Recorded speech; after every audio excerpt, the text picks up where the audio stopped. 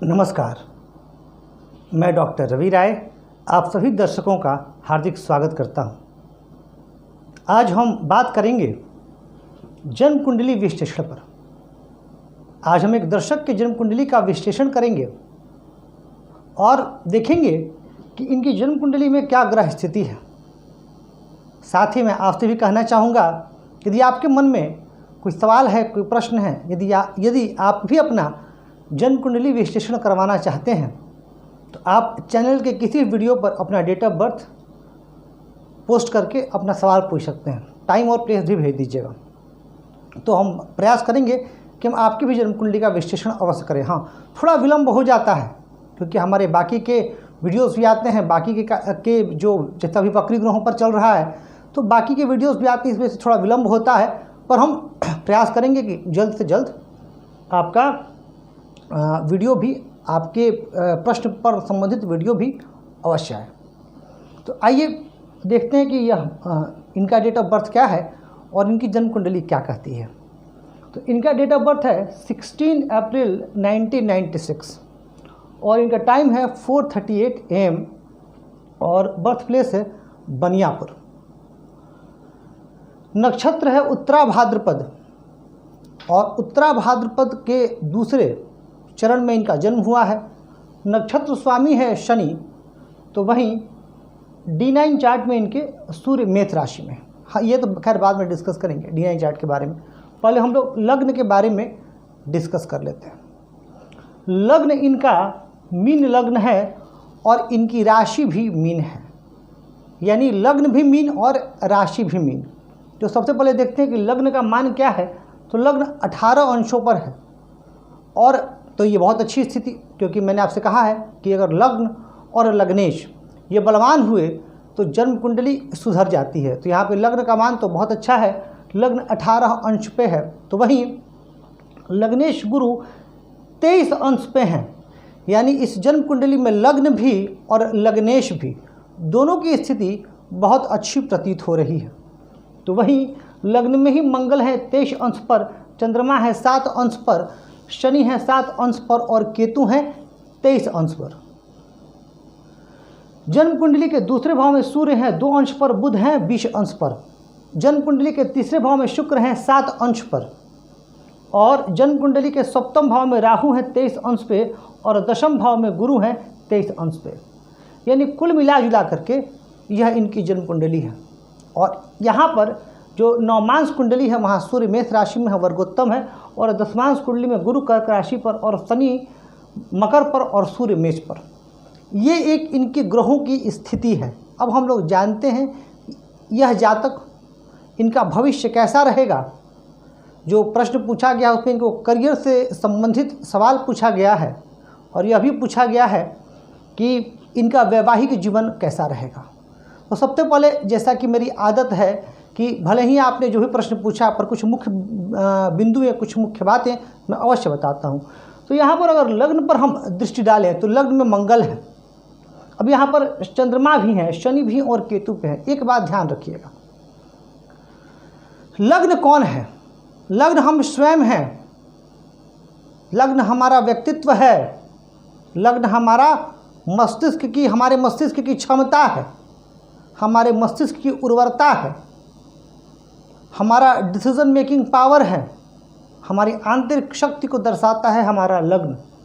और लग्न पर किसी भी भाव पर जितने भी ज़्यादा ग्रह होंगे, चाहे वो पाप ग्रह हो या शुभ ग्रह, उस भाव का प्रभाव बढ़ जाता है। हाँ, अब पाप ग्रह हैं तो वह अपना प्रभाव देंगे और शुभ ग्रह हैं तो शुभ ग्रह भी अपना प्रभाव देंगे। तो यहाँ लग्न में मंगल, अब मंगल इस जन्म कुंडली में क्या है? भाग्येश और साथ ही साथ धनेश। तो धन और भाग्य का संबंध व्यक्ति के स्वयं से बन जाना, यानी निसंदेह है ऐसा जातक भाग्यशाली होगा, भाग्यवान होगा।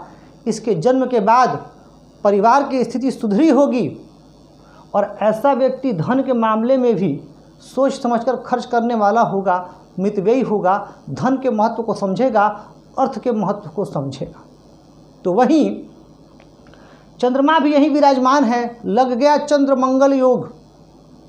अब जब चंद्र मंगल योग लगा, अब चंद्रमा इस जन्म कुंडली में क्या है? पंचमेश है और पंचमेश होकर के लग्न में है और मीन राशि में है जो कि जल तत्व की राशि है, और चंद्रमा जल तत्व राशि में मजबूत होते हैं।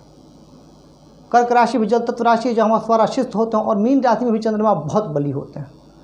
इस जन्म कुंडली में चंद्रमा की स्थिति भी, हाँ चंद्रमा पक्षबल में थोड़े कमज़ोर अवश्य हैं, तो चंद्रमा की स्थिति भी ठीक है। और चंद्रमंगल का जो संयोग बना पंचमेश और नवमेश का, यह इनकी बुद्धि को भी बहुत बेहतरीन बनाएगा। और चंद्रमंगल योग पर मैं पूर्व में भी बात कर चुका हूँ, जिसकी भी जन्म कुंडली में यह योग होता है वह व्यक्ति अपने जीवन काल में काफ़ी ऊंचा उठते हैं। तो इनकी जन्म कुंडली में ये पंचम और नवम का संबंध भी बहुत श्रेष्ठ संबंध। अब अगर हम देखें तो यहीं पर शनि है। अब शनि स्वामी कहाँ के हैं? तो शनि स्वामी है लाभ के और शनि स्वामी है व्यय के। शनि की मूल त्रिकोण राशि व्यय में आ रही है, पर लाभेश का भी फल देंगे, और लाभेश हैं ही, और लाभेश होकर के लग्न में है और गुरु की राशि में। तो शनि गुरु की राशि में अच्छा परिणाम देते हैं, चाहे वह धनु हो या मीन हो, और स्पेशली लग्न में जब शनि इन राशियों में होते हैं तो बेहतरीन परिणाम देते हैं। तो यहाँ पे नवमेश और लाभेश का संबंध बना, पंचमेश और लाभेश का संबंध बना, तो ये संबंध बेहतर है और यह इनको जीवन में ऊंचाई प्रदान करेगा। साथ ही यहाँ केतु भी है, और केतु मीन राशि में है, यहाँ पर केतु गुरु की राशि में है, तो यहाँ पर केतु भी अच्छे है, कहने की आवश्यकता नहीं। कन्या पे राहु और मीन पर केतु ये बलवान होते हैं, यानी लग्न में इनके इतने ग्रहों का प्रभाव इनके व्यक्तित्व को बहुआयामी बना रहा है। ये बहुत टैलेंटेड व्यक्ति होंगे, जैसा कि इनकी जन्म कुंडली बता रही है। मैं प्रत्यक्ष तो आपसे मिला नहीं, पर आपकी जन्म कुंडली बता रही है कि आप बहुत प्रतिभाशाली और प्रतिभावान व्यक्ति हैं। पर हाँ, कुछ ग्रहों का, जब ग्रहों की युति होती है तो उनके मौलिक स्वभाव से स्वतः कुछ योग बनते हैं। जैसे मंगल और शनि की योग की वजह से व्यक्ति को अपने जीवन काल में संघर्ष करना पड़ता है, तो यह संघर्ष आपको अपने जीवन में भी करना पड़ेगा। खासकर लाभ हेतु आप जो भी कर्म करेंगे उसके लाभ हेतु आपको जीवन में संघर्ष करना पड़ेगा। तो ये एक लग्न का फल हो गया। अब आपकी जन्म कुंडली में कुछ प्रमुख योग बने हैं, पहले मैं उनको बता देता हूँ। जैसे आपकी जन्म कुंडली में लग्न से गुरु हैं दशम भाव में, और गुरु अपनी ही राशि में है यानी धनु राशि में है, तो गुरु यहाँ बना रहे हैं कौन सा योग? तो गुरु यहाँ बना रहे हैं हंस योग, जो कि एक पंच महापुरुष योग है और बहुत श्रेष्ठ योग है। तो यह हंस योग आपको जीवन में काफ़ी ऊंचा उठाएगा, और आप आप अपने गुरुजनों का सम्मान करने वाले, मान मर्यादा की रक्षा करने वाले, अपने संस्कारों को समझने वाले, रीति रिवाजों को मानने वाले, दूसरों को अच्छी सलाह देने वाले, ये हंस योग के कुछ प्रमुख लक्षण हैं। क्योंकि यह गुरु से योग पंच महापुरुष योग बनता है और यह दशम भाव में बना है, तो यह कभी न कभी आपको अपने जीवन काल में आपके करियर के क्षेत्र में काफ़ी ऊँचा उठाएगा और आप बहुत तरक्की करेंगे। इस बात का आप ध्यान रखिएगा। दूसरा, आपकी जन्म कुंडली में जो योग बन रहा है वह बन रहा है अमला योग। कहा गया है लग्न और चंद्रमा से, तो आपके तो लग्न और चंद्रमा दोनों एक ही राशि में है, तो लग्न और चंद्रमा से जब दशम भाव में शुभ ग्रह हों तो यह योग बनता है। तो यह योग भी आपको अपने जीवन काल में बहुत ऊंचा उठाएगा। इसके अलावा शुक्र आपका बैठा है पराक्रम भाव में, तो लग्न या चंद्रमा से तृतीय भाव में शुभ ग्रह हो तो वसुमती योग बनता है। तो आपकी जन्म कुंडली में वसुमती योग भी है, चंद्र मंगल योग तो है ही, साथ ही सूर्य और बुध की वजह से बुधादित्य योग है, और भी कई योग हैं आपकी जन्म कुंडली में, लेकिन प्रमुख योग ये हैं जो आपको जीवन में ऊंचा उठाएंगे। अब आपकी बुध आपकी जन्म कुंडली में स्वामी है चतुर्थ के और सप्तम भाव के। चतुर्थ तो अपने भाव से लाभ भाव में है, पर सप्तम भाव के स्वामी यानी सप्तमेश अपने से अष्टम भाव में बैठे हैं। तो जब सप्तमेश अपने से अष्टम भाव में बैठे हैं तो उस समय इस फलों में थोड़ी कमी आएगी, यानी वैवाहिक जीवन आपका थोड़ा परेशानी वाला हो सकता है, उस पर मैं बाद में बात करूंगा। सबसे पहले ये सूर्य और बुध की बुधादित्य योग के फल के बारे में बता दूं, तो यह जो बुधादित्य योग बन रहा है यह आपको जीवन में काफ़ी बुद्धिमान बनाएगा। और मैं समझता हूं कि जो बुधादित्य योग से जिन प्रमुख क्षेत्र में व्यक्ति जाते हैं तो वह है व्यक्ति बीटेक में जाते हैं, यानी व्यक्ति इंजीनियरिंग करते हैं, तो आप इंजीनियरिंग वगैरह में जा सकते हैं। इसके अलावा ऐसे व्यक्ति, क्योंकि आपका गुरु जो है ये बलवान है दशम भाव में, तो जब गुरु दशम भाव में बलवान होता है तो आदमी शिक्षा के क्षेत्र में जाता है, तो आप इंजीनियरिंग के क्षेत्र में हो सकते हैं, शिक्षा के क्षेत्र में हो सकते हैं, और MBA वगैरह भी आप कर सकते हैं। पर संभावना सबसे ज़्यादा जो है इंजीनियरिंग की दृष्टिगोचर हो रही है और शिक्षा के क्षेत्र की दृष्टिगोचर हो रही है। तो यह तो बात हो गई आपके बुधादित्य योग की। अब हम समझते हैं आपकी जो जन्म कुंडली में शुक्र की स्थिति है, शुक्र आपके जन्म कुंडली में पराक्रम भाव में है और यहाँ पर शुक्र आपको भाई बहनों से संबंध को मधुर बनाए रखने में काफ़ी मदद करेंगे। और शुक्र जब तृतीय में होते हैं तो उनकी दृष्टि होती है भाग्य भाव पर। तो जब शुक्र की दृष्टि भाग्य भाव पर होगी तो ऐसे जातक भाग्यवान होते हैं और उनका भाग्य खूब साथ देता है। तो निस्संदेह आप अपने जीवन काल में भाग्यवान रहेंगे और भाग्य आपका साथ देगा। अब मैं आपके प्रश्नों पर आ जाता हूँ। आपके जो प्रश्न पूछे गए कि नहीं बाकी बस राहु और गुरु की स्थिति रह गई, इनको भी बता लेता हूँ, फिर आपके क्वेश्चन पे आऊँगा। राहु जो बैठे हैं यहाँ, देखिए एक बात बता दूं मैं आपको, जब विवाह स्थान पर एक क्वेश्चन भी आपका ले लेता हूं मैं। पूछा गया कि मैरिड लाइफ कैसा रहेगा और विवाह की, तो देखिए विवाह स्थान में राहु का होना या विवाह स्थान में किसी भी विच्छेदात्मक ग्रह का होना, यह विवाह के लिए ठीक नहीं है। और यहाँ पर जो सप्तमेश बुध है स्वयं भी अपने भाव से अष्टम में, और साथ ही विवाह स्थान पर मंगल और शनि और केतु और चंद्रमा की भी दृष्टि होती है। चंद्रमा की दृष्टि तो शुभ है, पंचमेश की दृष्टि है, लेकिन बाकी जिन ग्रहों की दृष्टि है वह ग्रह विच्छेदात्मक ग्रह, इनकी दृष्टि जहाँ जाती है वहाँ पे नुकसान होता है। तो वैवाहिक जीवन में मुझे परेशानी दिख रही है, विवाह में विलंब होगा, निसंदेह होगा, और साथ ही वैवाहिक जीवन में अनबन की स्थिति बनी रहेगी। तो इससे आपको बचने के लिए करना यह है कि सबसे पहले तो आप इन ग्रहों से संबंधित उपाय करें। दूसरी बात कि आप, चूँकि आपका विवाह स्थान बहुत अच्छा नहीं है, तो जब आप शादी करें तो आप इस बात का बिल्कुल ध्यान रखिएगा कि प्रॉपर मैच मेकिंग करके, यानी गुण अच्छे मिलने चाहिए, और सिर्फ गुण ही नहीं, जिससे भी आप शादी करें जिस भी लड़की से, तो उसका जो विवाह स्थान होना चाहिए वो बहुत अच्छी स्थिति में होना चाहिए, मजबूत होना चाहिए, यानी उनका सप्तमेश जो है वो अच्छी स्थिति में होना चाहिए और बली होना चाहिए। जब सप्तमेश बली होगा तब उस समय फिर कोई परेशानी नहीं आएगी, नहीं तो कुछ समस्याएं हैं, विवाह में विलंब होगा। और यहाँ राहु के प्रभाव की वजह से अनबन, वैचारिक मतभेद, विचारों का ना मिलना, एक दूसरे का सम्मान ना कर पाना, और शादीशुदा ज़िंदगी में शक की भी स्थिति उत्पन्न हो सकती है, क्योंकि राहु का ये काम है। राहु जहाँ होते हैं वहाँ से संबंधित भ्रम उत्पन्न करते हैं, तो ये भ्रम की अवस्था आ सकती है। और साथ ही जो शनि और एक और महत्वपूर्ण बात बता दूं, इस कुंडली में अच्छे योग तो बने हैं, लेकिन मंगल का केतु के साथ संबंध, चंद्रमा का केतु के साथ संबंध ग्रहण योग बना रहा है, तो वहीं शनि का केतु के साथ संबंध, तो ये संबंध कुछ हद तक जन्म कुंडली में बाधा भी उत्पन्न कर रहे हैं। और यह बता रहे हैं कि जातक के जीवन में संघर्ष भी रहेगा। ऐसा नहीं है कि सब कुछ बहुत स्मूथली मिल जाएगा, संघर्ष कर। हाँ, इस जन्म कुंडली की जो सबसे अच्छी बात है लग्न और लग्नेश का बली होना, और जब लग्नेश अच्छे होते हैं, और यहाँ तो लग्नेश गुरु हैं और दशम भाव में जाकर के विराजमान है, तो जब लग्नेश अच्छे होते हैं तो कई मायनों में जन्म कुंडली बहुत हद तक सुधर जाती है। तो यहाँ यही स्थिति हुई है। अब देखते हैं दूसरा सवाल करियर का। तो देखिए करियर तो आपका बहुत अच्छा रहेगा, इसमें कोई शक नहीं है। अभी आपकी वर्तमान में बुध की महादशा चल रही है, तो बुध भी आपके करियर के लिए ठीक है। मैंने जैसा कहा बीटेक इंजीनियरिंग वगैरह में होंगे या शिक्षा के क्षेत्र में होंगे, और साथ ही बुध में गुरु का भी अंतर भी चल रहा है। तो इस समय आपको, चूँकि बुध में गुरु, प्रमोशन वगैरह की संभावना आपकी बन रही है। हाँ, मीन राशि वालों के लिए 7.5 जरूर शुरू हो गई है, तो वह एक अलग विषय है, पर पहले इस पर आ जाऊं, उसके बाद 7.5 पर बताऊंगा आपको।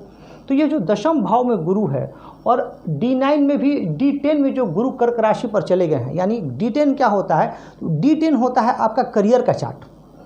आप अपने व्यावसायिक जीवन में कितनी उन्नति कर पाएंगे यह दशमांश कुंडली बताता है। तो दशमांश कुंडली में लग्नेश और दशमेश का उच्च का होना यह इस बात की तरफ इशारा करता है कि आप अपने जीवन काल में खूब ऊंचा उठेंगे और खूब तरक्की करेंगे, इसमें कोई संदेह नहीं है। गुरु यहाँ पर, गुरु की दृष्टि है 1 2 3 4 5, गुरु की जो पंचम दृष्टि जा रही है सूर्य और बुध पर, यानी गुरु की दृष्टि जा रही है सप्तमेश पर। ये चीज़ आपके वैवाहिक जीवन के लिए बहुत हद तक सुधार का काम करेगी, क्योंकि गुरु की दृष्टि में अमृत है। गुरु की दृष्टि जहाँ भी जाती है उस भाव से संबंधित शुभ फल मिलते हैं, जिस भावेश पर बुध की दृष्टि जाती है उससे संबंधित शुभ फल मिलते हैं। गुरु की दृष्टि चतुर्थ भाव पर आपको भूमि, भवन, वाहन और जायदाद का सुख देगी, जनता में आप लोग प्रिय रहेंगे। तो गुरु की दृष्टि यहाँ पर आपके रोग वगैरह की कमी और आपके शत्रुओं को आपके ऊपर हावी नहीं होने देंगे। यानी गुरु की यह जो स्थिति है आपके जन्म कुंडली के लिए अमृत के समान काम करेगी और आप अपने जीवन काल में खूब ऊंचा उठेंगे, यह गुरु है। अब मैंने जैसा कहा कि आपका जो सप्तम भाव गड़बड़ा। एक और चीज़ मैंने क्या कहा, आपकी राशि मीन है और मीन राशि वालों के लिए अब 7.5 शुरू हो गया है। पर अभी फ़िलहाल शनि रहेंगे कुंभ पर फिर शनि मकर पे जाएंगे, यानी इस पूरे वर्ष जो है वो फिर जब जाएंगे मकर पर तो मकर पे ही रहेंगे। तो कुल मिला जुला करके यह वर्ष तो आपके लिए अच्छा बीतने वाला है, क्योंकि इस पूरे वर्ष गुरु जो है गोचर से आपके मीन राशि पर लग्न में ही विराजमान रहेंगे। तो जब लग्न में विराजमान रहेंगे तो आपके मन में सात्विक वृत्ति, आध्यात्मिक वृत्ति रहेगी और आप पूजा पाठ में भी अपना समय बिताएंगे। लेकिन वहीं पर जो राहु हैं वह आपके वाणी स्थान और कुटुंब स्थान में मेष राशि में विराजमान है, तो उससे संबंधित भ्रम आपको उत्पन्न हो सकता है और आपको अपनी वाणी पर विशेष ध्यान देने की आवश्यकता है, क्योंकि आपकी वाणी इस समय उग्र हो सकती है और आपकी वाणी डिप्लोमेटिक हो सकती है। आप राजनीति और कूटनीति से भी प्रेरित होकर के अपनी बात कह सकते हैं, जो कि विवाद का कारण बन सकता है। तो इसको आपको ध्यान रखने की पूरी आवश्यकता है। दूसरी बात, यहाँ पर आपकी जो जन्म कुंडली है वह कई मायनों में बहुत अच्छी है, लेकिन यह जो मंगल, चंद्रमा, शनि और ये केतु की जो इन ग्रहों के साथ युति हो गई है, तो आपको केतु आपको अशुभ फल प्रदान ना करे, इसके लिए गणेश जी की पूजा करनी चाहिए। गणपति अथर्वशीर्ष का आपको पाठ करना चाहिए और साथ ही आपको अपने करियर में उन्नति के लिए भगवान श्री हरि विष्णु की भी पूजा करनी चाहिए। इससे आप अपने जीवन काल में खूब तरक्की करेंगे। और सुखद विवाह के लिए आपको कुंडली मिलाकर के आप विवाह करें और जिससे भी विवाह करें उनका सप्तम भाव बहुत बड़ी स्थिति में हो। अगर आप इन बातों का ध्यान रखते हैं तो आपका जीवन बढ़िया रहेगा। बुध में गुरु की अंतर्दशा है, बुध के बाद केतु की अंतर्दशा आएगी, महादशा आएगी, और केतु की महादशा के बाद आपकी शुक्र की महादशा प्रारंभ हो जाएगी और शुक्र आपके स्वराशि। हाँ, आपकी जन्म कुंडली में शुक्र अकारक भी हैं और मारक भी हैं, पर फिर भी ये जो शुभ ग्रह हैं गुरु शुक्र, ये कुछ ना कुछ शुभता ही प्रदान करते हैं। तो आपका जीवन बढ़िया रहेगा। फिर आपका सूर्य, चंद्रमा, इनकी महादशा लग जाएगी, यानी ओवरऑल आपका जीवन अच्छा रहेगा। उतार चढ़ाव जीवन में बना रहेगा, लेकिन आप जीवन को एंजॉय भी कर पाएंगे। तो प्रिय दर्शकों, ये था हमारा आज का जन्म कुंडली विश्लेषण, जहां हमने एक दर्शक की जन्म कुंडली पर बात की और उनकी जन्म कुंडली में जो प्रमुख योग बन रहे हैं, उनके विवाह स्थान और उनके करियर के बारे में हमने समझा। कहना चाहूँगा आपसे कि यदि आप भी अपनी जन्म कुंडली का विश्लेषण करवाना चाहते हैं तो आप बेझिझक चैनल के किसी वीडियो पर कमेंट करें, हम आपके प्रश्न पर भी वीडियो बनाने का प्रयास अवश्य करेंगे। मैं आप सभी दर्शकों की सुखद, यशस्वी एवं दीर्घायु जीवन की कामना करता हूं। साथ ही हमारे आज के दर्शक, मैं इनके भी सुखद, यशस्वी, दीर्घायु जीवन की कामना करता हूं और ईश्वर से प्रार्थना करता हूं कि जो इनका जीवन है बहुत सुखी हो, समृद्ध हो और ये जिस भी क्षेत्र में है वो खूब तरक्की करें। आज आपसे इजाज़त लेता हूँ। धन्यवाद।